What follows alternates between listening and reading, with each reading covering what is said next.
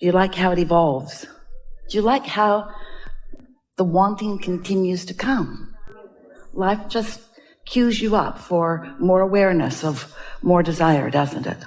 Just the way you knew it would when you decided to come into this physical body. So, you've been listening to us for a while? Yes. So you think you have the sense of these things? We're just going to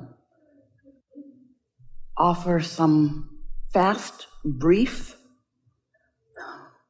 points of clarity, just so that you can focus and come into full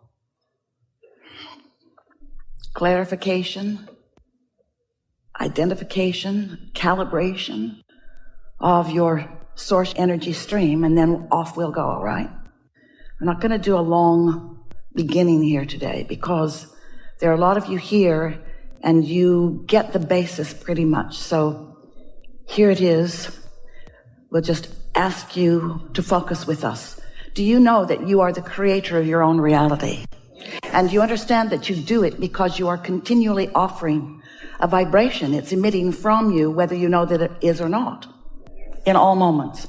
And that the powerful law of attraction that manages all connections, all relationships, all rendezvous, all creation in this universe, the law of attraction is responding to your vibration. And so do you get that it is attraction, attraction, attraction, attraction, attraction, attraction, attraction?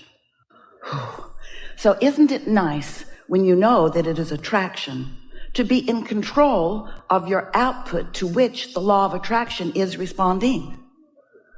Don't you want to feel secure so that things of a secure nature flow to you?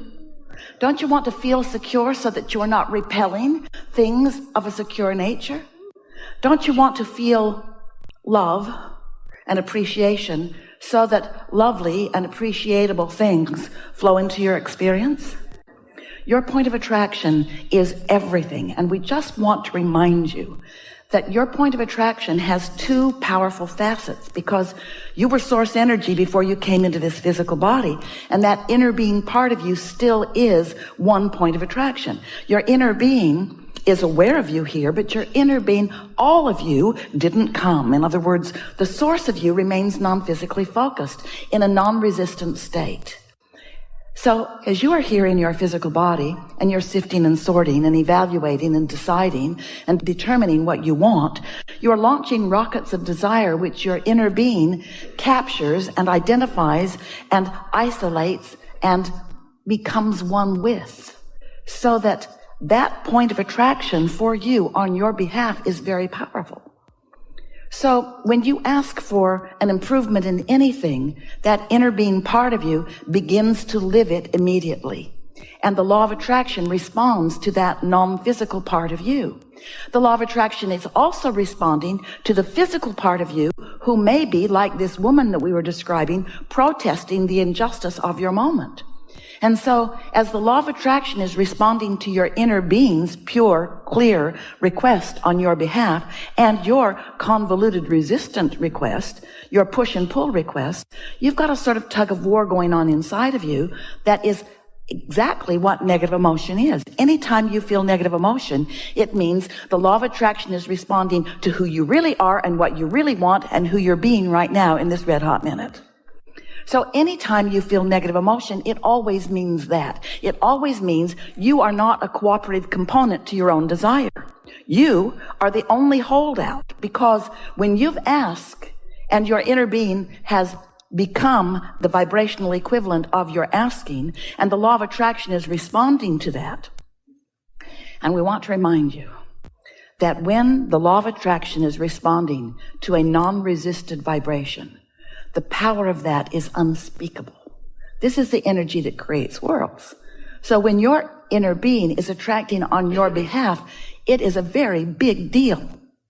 And when you contradict your own request with your awareness of what is, which isn't yet sometimes, often, almost always the full-blown manifestation of what you're asking for, then you are the one, you in your physical body are the one introducing resistance into this equation and You feel it, don't you? But when you are feeling joy or love or clarity or appreciation, when you're feeling those things that feel like interest, now that means that in that moment, you're not contradicting. In that moment, you are a cooperative component to your own desire. And when you are a cooperative component to your own desire, then you get to feel energy in motion. Then you get to witness things coming into place for you. Then you get to be the eyes on it, ears on it. You get to be the aware one watching you, allowing your creation to come into being right before your eyes. It's thoughts turning to things right before your eyes. Thoughts turning to things. That's why you're here in this physical body. You're here in a time and space that manifests so that you can see it and hear it and smell it and taste it and touch it. It's why you're here. And your inner being is not here seeing and smelling and tasting and touching and feeling. Your inner being is not having those experiences of your physical senses. Your inner being is the vibrational equivalent of all that you have become and is joyously reveling in your expansion. So, as we're visiting here today, we want to talk with you about whatever's on your mind. Whatever it is that you want some fine-tuning about, that's what this is about. But most of all, most of all, we want you to leave this gathering so aware of what your true point of attraction is, and so wanting and willing and practicing and becoming your own cooperative component to your own desires. That woman that Esther was watching getting onto the plane and watching as she was on the plane, she didn't become a cooperative component to her own desires until she fell asleep. And as soon as she woke up, she stopped being a cooperative component all over again. Because she is what so many humans are. She is so aware of the right now manifestation, such a conditional liver of life, that if the condition pleases her, then she's pleased. Hardly ever happens for her. If the condition doesn't please her, then she's not pleased, which means she just keeps getting more and more and more of what she does not want. But if you can find a way to get out ahead of it, to decide that you're going to be pleased before you stumble into something where you're not pleased, then you have a better chance of remaining pleased, even if you're standing in the middle of something that isn't pleasing you. And here's why we think that would be a good idea and not hard for you to do. When you ask for something, it is always logical that you're asking for something that isn't yet. In other words, you're asking for more money because you want more money. There's logic in that, isn't there? So if you're asking for more money, but you're looking at what is, then you're not looking for more money, are you? You're looking for not enough money if you're looking at what is.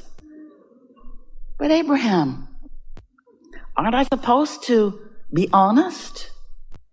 Well, you could be true to who you really are. You could be true to the vibrational becoming. You could be true to your desire. You could be true to your true value. You could be true to your request. You could be true to the promise of your experience. You could be true to who you really are. You could be true to the whole notion of deliberate creation. But as humans, sometimes you think that you have to be so objective, so you weigh the pros and the cons, split energy, the pluses and the minuses, split energy, the yays and the nays, split energy, the rights and the wrongs, split energy. Where if you could just use the power of your mind by caring about how you feel to figure out what thought your inner being is in alignment with. Oh, your non-resisted, pure positive energy, inner being, God's source from which you have come. If you could just figure out what that perspective is. It's not hard. When you're not loving, you can feel something's jacked up. When you feel insecure, something is really off. And it's not the world, and it's not the universe, and it's not the law of attraction. It's your perspective, you see. So, deliberate creation is about being aware of your emotions and what they mean, being aware of the two aspects of your point of attraction and how that feels, and then doing your best as consciously and deliberately and as often as you can, focusing in the direction of who you really are. We know life is vivid. We know that it is. Esther walked into this room last night. It was vivid. They wanted to put the stage down there, so some of you would be way back there. Ooh, that doesn't seem like a good idea. The room's weird, isn't it? A weird room. Esther's seen a lot of rooms. This is a weird room. This is a weird room. It's a lovely room because it holds all of you. It's a lovely room because you wanted to be here, and here you are. But it's a weird room, and it took some tweaking. And so sometimes when you walk into something that's not the way you want it to be, they had to string chords in ways they've never had to string them before. These people that come with Esther, that get on airplanes and fly into another time zone and another time zone and another time zone, sometimes when they walk into a situation, it's a condition that they could have a negative knee-jerk response to. If they didn't know for sure that they could figure it out, if they didn't know that things are always working out for them, if they didn't have the big picture, if they didn't know what it's going to feel like when it all happens. But sometimes on your way to what you think you want, before you get to what you think you want, it's easy to have a conditional response that slows it way, way down. Yeah? So, you're human, you're beautiful. We love your humanness. We just want you to get over it a little bit. I want you to be a little bit more like your inner being, who is joyful and so in love with you and so aware of where you are in relationship to everything you want, and always offering a signal to call you in the direction. Your inner being is always calling you in the direction of what you want, which means you are always, as the most important component to your own desire, you are always being reached to and called toward. You are being asked to be a cooperative component, and when you're not, you really feel it. Aren't you noticing that negative emotion becomes more and more something that you can hardly stand? You're getting more and more sensitive. And that could do one of two things to you. It could make you pickier with the world, could turn you into a much more demanding person like this woman, could make you just yell all the time at the injustices that are surrounding you, or it could cause you to be more aware that you have more control over the way you feel than you have been giving yourself credit, because you don't have to look exactly at what is. You could look toward what is in the process of becoming. And even better, you could get out ahead of it. You could be so practiced at knowing your well-being that even when something that doesn't momentarily feel like well-being, it doesn't knock you off your balance, because you've got momentum and propulsion. You've got expectation of well-being. You've got your sea legs. You're stable. You've got good shock absorbers. See what we're talking about? So what do you want to talk about? We're eager to talk with you about whatever is important to you. Don't worry about us. We will wedge our message in the crack. Oh, there's a lot of good stuff happening here in this room. We're going to enjoy this. You just watch and see.